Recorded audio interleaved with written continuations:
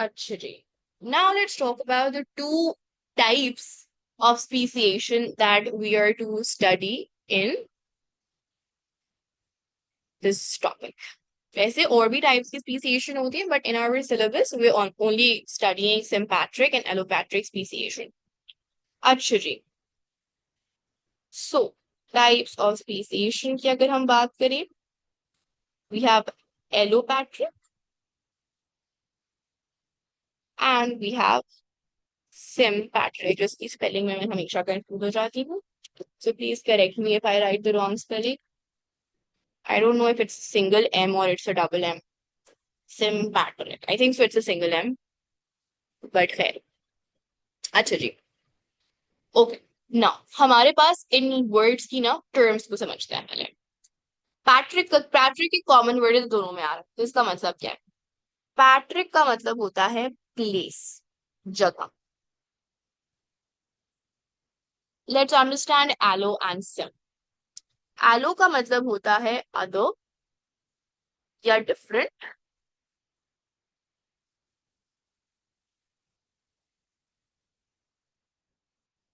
And SIM का मतलब होता है same. So sim means same and allo means different. So हमारे पास जब जगह बदलती है, जब जगह मुख्तलिफ हो जाती है, in that case कौन सी स्पीसीएशन होती है? Allopatриc स्पीसीएशन होती है. So we can say that when हमारे पास एक geographical barrier आ जाता है, when there is geographical isolation, when there is a geographical barrier, तो हमारे पास क्या कहते हैं? In that case क्या होती है? Allopatриc speciation होती है. So separation of species due to a geographical barrier. अगर geographical barrier आ गया तो अब हमारे पास जो place है वो change हो गई. एक place A हो गई, एक place B हो गई. So in the presence of a geographical barrier, इस condition को हम geographical isolation भी बुलाते हैं. So मैं bracket में क्या लिख रही हूँ? Geographical isolation. ऐसी स्पीसीएशन को हम एलोपैट्रिक स्पीसीएशन बुलाते हैं. सिम्पैट्रिक स्पीसीएशन में क्या होता है? जगह नहीं बदलती, एरिया नहीं बदलता, सेम एरिया है, same environment, sorry not same environment, same area, जमीन एक ही है. No geographical isolation takes place. No geographical isolation takes place. जगह सेम है. तो फिर व्हाई इज इट दैट हमारे पास एक ही जगह में रहते हुए एक ओरिजिनल पॉपुलेशन से दो नए स्पीशीज आ गए? सो अच्छा, हमें ये लगता है कि ज्योग्राफिकल आइसोलेशन अगर नहीं है तो हमारे पास पूरा जो एरिया है उसमें सेम एनवायरमेंटल फैक्टर होगा. ऐसा जरूरी नहीं है. ठीक है. इसकी मैं ऐसे एग्जांपल देती हूँ. हमारे पास हम एक कंट्री को ले लें. I know this might not be the most perfect example, but I hope this makes things easier for you guys. Let's take a country. ठीक है. अगर हम पाकिस्तान की बात करें, विद इन पाकिस्तान अगर मैं आप लोगों से पूछूं कि क्या throughout the country, although it's the same country, is the weather condition और the climatic condition same throughout the country, और आर दे डिफरेंट? और for any country, for most of the countries हमारे पास क्या कहते हैं, although it is the same country but environment change होती है. ठीक है. हमारे पास यहाँ पर ज्योग्राफिकल आइसोलेशन है. ज्योग्राफिकल आइसोलेशन की जब हम बात करते हैं ना, ज्योग्राफिकल बैरियर की हम बात करते हैं, वो ज्योग्राफिकल बैरियर यूजुअली ना दो किस्म के होते हैं. एक बड़ा सा माउंटेन या एक बड़ा सा रिवर या water body. These are basically your geographical barrier. ठीक है. तो माउंटेन के एक साइड पे अलग दुनिया, माउंटेन की दूसरी साइड पे अलग दुनिया, रिवर के एक साइड पे अलग दुनिया, रिवर के दूसरी साइड पे अलग दुनिया. यहाँ पर दुनिया से, लेकिन दुनिया बहुत बड़ी है, और उस दुनिया में हमारे पास डिफरेंट एरियाज में डिफरेंट इन्वायरमेंटल फैक्टर्स हैं, डिफरेंट इन्वायरमेंटल कंडीशंस हैं. सो इफ हमारे पास एक ही जगह में रहते हुए डिफरेंट इन्वायरमेंटल फैक्टर्स हैं, so can I say that different environmental factors can also mean or can also indicate different selection pressures? Can we say that कि डिफरेंट एनवायरनमेंट में different alleles, different advantages alleles होती होंगी. सो एक एलियल जो एक environment के लिए एडवांटेजियस है, इट इज पॉसिबल कि वो दूसरी एनवायरनमेंट में डिसएडवांटेजेस हो जाए। सो एक इन्वायरमेंटल फैक्टर में an allele a trait is advantageous, दूसरे इन्वायरमेंट में इट बिकम्स डिसएडवांटेजियस। सो अगर एक ही जगह में रहते हुए इन्वायरमेंटल फैक्टर्स डिफरेंट हैं तो हमारे पास डिफरेंट सिलेक्शन प्रेशर होंगे। या यहाँ पर हम ज्योग्राफिकल बैरियर की बात नहीं करें, अभी मैं पिक्चर दिखाऊंगी उसमें और क्लियर हो जाएगा। ज्योग्राफिकल बैरियर में there is like a proper boundary, यहाँ पे कोई बाउंड्री नहीं है, एक ही जगह है। environmental factors within one place different है। So if the environmental factors within one place are different तो हमारे पास different selection pressures होंगे, and due to which हमारे पास एक जो एरिया है जहां पे लेट्स से एक मेरा environmental factor A है, एक मेरा environmental factor B है। environmental factor A में हमारे पास let's say allele Z favour हो रही है, और environmental factor B में let's say allele X favour हो रही है। सो ओवर, अच्छा स्पीसिएशन का जो प्रोसेस है ना, it's not a very quick process, it occurs over centuries. तो मैंने कहा ना कि हमारे पास speciation is like the end game of natural selection और एवोल्यूशन। नेचुरल सिलेक्शन हो रही है, हो रही है, हो रही है, हो रही है, हो रही है over many centuries, over many thousands of years. It is possible कि हमारे पास इतना एलियल फ्रीक्वेंसी चेंज हो जाए कि हमारे पास नई स्पीसी ही ओरिजिनेट हो जाए। That is basically what we say कि natural selection can lead to new species being formed. ठीक है, तो एक एनवायरमेंटल फैक्टर फेवर कर रहा है एलील जी को, एक एनवायरमेंटल फैक्टर फेवर कर रहा है एलील एक्स को। ओवर मेनी जनरेशन हमारे पास पहले जो ये दो स्पीशीज थी ये सेम स्पीशीज थी, ये भी स्पीशी सेम है, इसको स्पीशी एस बुला लेते हैं, इसको स्पीशी एस बुला लेते हैं, सेम ही स्पीशी है।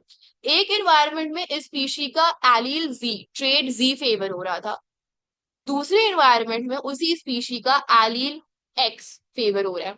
Over many centuries, over many thousands of years हमारे पास इतना एलील फ्रीक्वेंसी चेंज हुई, इतना चेंज आ गया कि आफ्टर 1,000 ईयर्स जब हमने देखा तो ये जो स्पीशीज अब हमें नजर आ रहा है, इस स्पीशी को हम कह देते हैं स्पीशीज ही, इस स्पीशी को हम कह देते हैं स्पीशी एक्स।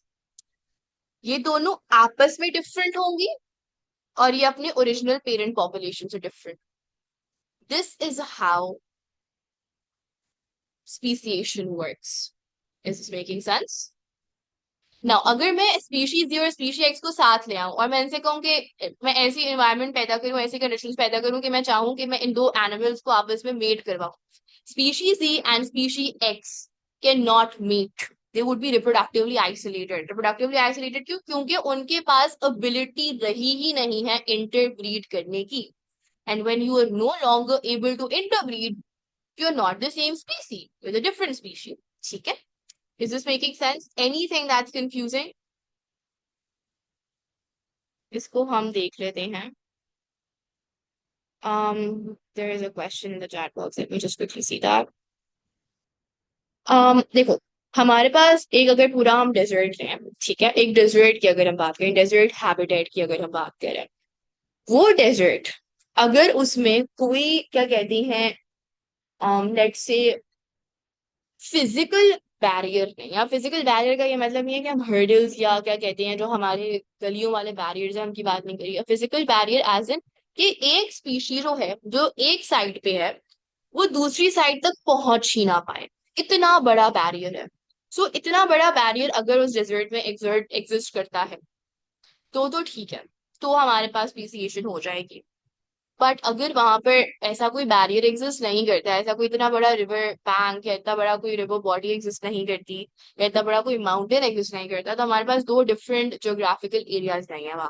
ठीक है, सो ज्योग्राफिकल बैरियर क्या करता है, it stops two species from meeting. तो जो एरिया ए की स्पीशीज है और एरिया बी की स्पीशीज है वो आपस में मीट नहीं कर पाएंगे, ऑल्दो इफ देयर सेम, भले वो सेम है, वो सेम ही थे, उनका क्या कहते हैं सब कुछ सेम था, morphologically, physiologically, biochemically, reproductively they were same, but they were in different areas. Thousands of years later जब हमने उन दो एरियाज के स्पीसीज को देखा तो एक तो वो ओरिजिनल स्पीसीज से डिफरेंट हो गए और वो आपस में भी डिफरेंट हो गए। और आपस में डिफरेंट कैसे हुए ये हमें कैसे पता चला? When we tried to mate them together they were not reproductively compatible to mate and produce a fertile offspring.